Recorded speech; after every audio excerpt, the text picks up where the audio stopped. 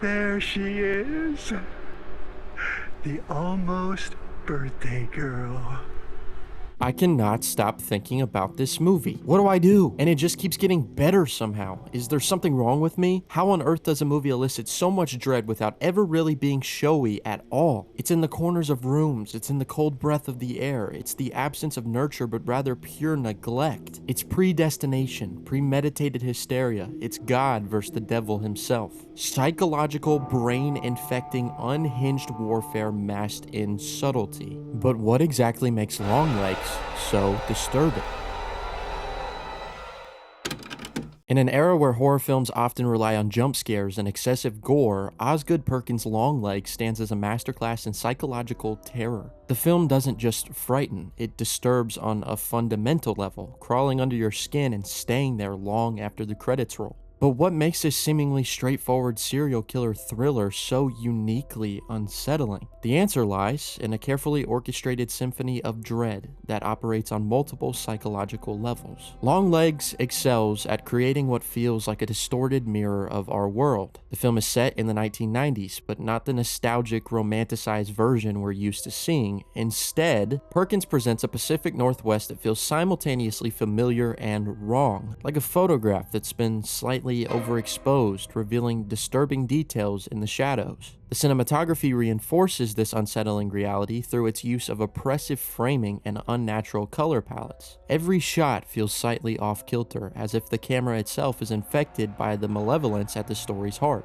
This isn't accidental, it's a deliberate technique that keeps viewers in a constant state of unease, never allowing them to settle into comfort. One of the film's most effective tools is what it doesn't show us. The titular Longlegs remains largely obscured for much of the runtime, existing as a presence rather than a fully revealed antagonist. This restraint is psychologically brilliant. Our imagination fills in the gaps with something far more terrifying than any explicit reveal could provide. But when we finally see Nicolas Cage's transformation into Longlegs, the reveal is shocking not just because of the extreme physical alteration, but because it validates our worst fears while simultaneously exceeding them.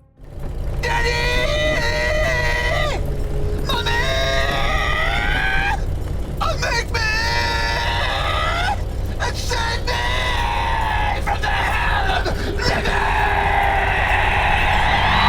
The character becomes a walking violation of human form, neither fully human nor completely other, existing in that deeply disturbing space between categories that our brains struggle to process. The film's exploration of the mother-daughter relationship between Lee Harker and her mother Ruth taps into one of our most primal fears, the corruption of the family unit. The revelation that Ruth has been complicit in Longlegs' crimes transforms the very foundation of safety and trust that defines childhood. This betrayal operates on multiple levels. It's not just that a mother failed to protect her child, it's that she actively participated in placing her in danger. The film suggests that evil doesn't just come from outside the family structure, it can be woven into its very fabric, making nowhere truly safe.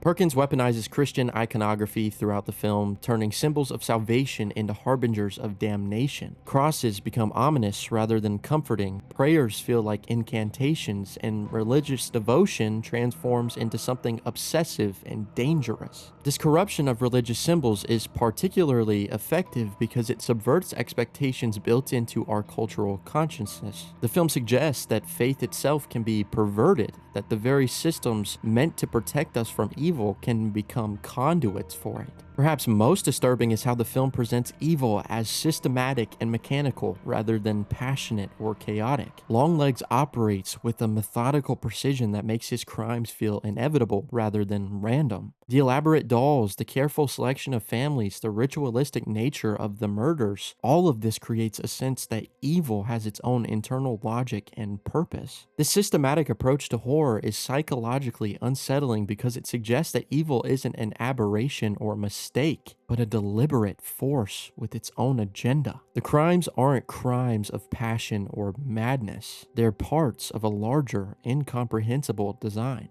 Speaking of design, the film's sound design deserves special recognition for its role in creating dread. The score doesn't just accompany the action, but seemingly emanates from the character's psychological states. Dissonant tones and jarring musical stings create an audio landscape that feels diseased, as if the very air in the world has been poisoned. Silence, too, becomes a weapon. The film uses quiet moments not as relief from tension, but as opportunities to let dread accumulate. These silences feel pregnant with threat, making viewers hyper-aware of every small sound and environment. Maika Monroe's Lee Harker serves as our entry point into this corrupted world, but she's not an innocent observer. The film gradually reveals that she's been marked by this evil from childhood, making her both detective and victim, hunter and hunted. This duality creates a unique form of dramatic irony. We're following someone who is unknowingly walking deeper into a trap that was set for her decades ago. Lee's psychic abilities further blur the line between natural and supernatural, rational and irrational. Her intuitive, investigative methods suggest that understanding this kind of evil requires abandoning conventional logic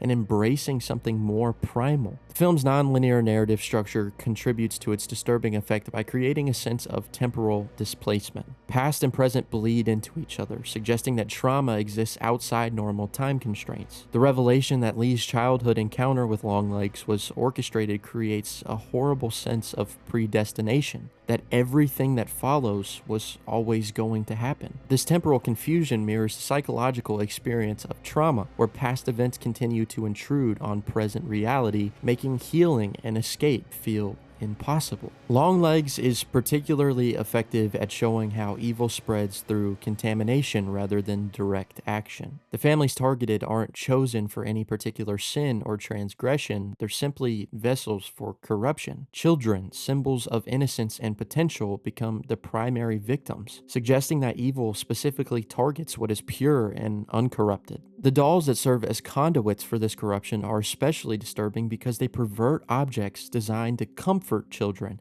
turning them into instruments of destruction. This transformation of the familiar into the threatening operates on a deep psychological level, making viewers question the safety of their own domestic spaces. Longlegs works as disturbing cinema because it doesn't just present evil as an external threat. It suggests that evil is woven into the fabric of reality itself. The film proposes that corruption can hide within families, within religious faith, within the very structures meant to protect us. It presents a world where predestination and free will collide in horrible ways, where the past reaches forward to claim the present, and where evil operates with a logic so alien that it defies rational understanding. The film's power lies not in any single element, but in how all these components work together to create a sustained atmosphere of dread that feels inescapable. Like the best psychological horror, Longlegs doesn't just frighten, it fundamentally disturbs our sense of how the world works, leaving us with questions that have no comfortable answers. In a genre often criticized for its reliance on cheap thrills, Longlegs stands as a reminder of horror's power to explore the darkest corners of human experience, holding up a cracked mirror to our deepest fears about family, faith, and the nature of evil itself. It's a film that understands that the most disturbing horror isn't what jumps out at us from the shadows. It's what was hiding in plain sight all along.